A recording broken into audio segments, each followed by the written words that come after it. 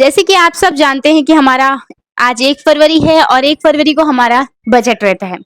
तो हम आपको आसान भाषा में समझाते हैं कि हमारे बजट में क्या-क्या निर्मला सीतारमण ने कहा।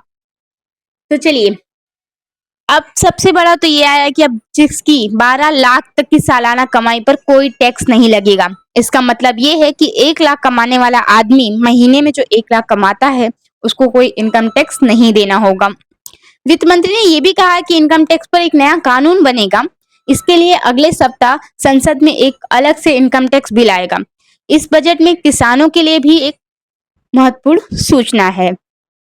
किसानों को अब लोन लेने में आसानी, उन्हें क्रेडिट कार्ड पे 5 लाख तक का लोन मिल सकता है। साथ ही बिहार में एक बोर्ड ने ऐलान किया है कि अगले साल 10,000 मेडिकल सीटें जुड़ेंगी। निर्मला सीतारमण क्रीम रंग की साड़ी पहने नजर आई और ये एनडीए सरकार का पहला बजट था।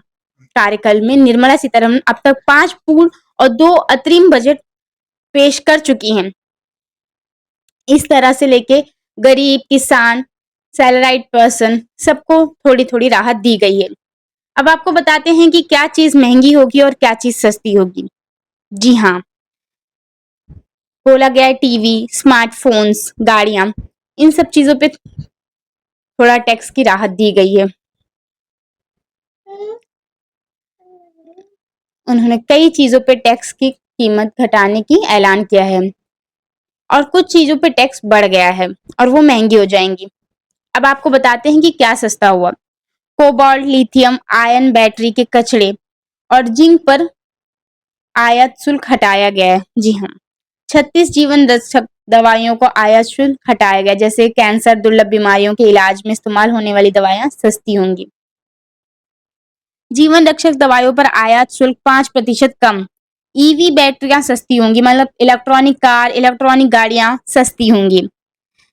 जूते, belt, purse, leather jacket, smartphone, LED TV, ये सब चीजों पे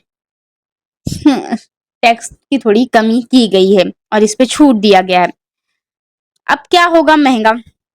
फ्लैट पैनल डिस्प्ले, बुना हुआ कपड़ा, ये सब चीजें महंगी हो सकती हैं क्योंकि इन पे टैक्स और बढ़ाया गया है। जी हाँ, कैसी लगी आपको जानकारी? आप कमेंट करके जरूर बताइएगा हमें। Focusing on Garib, youth, Annadata and Nari, spurring agricultural growth and production.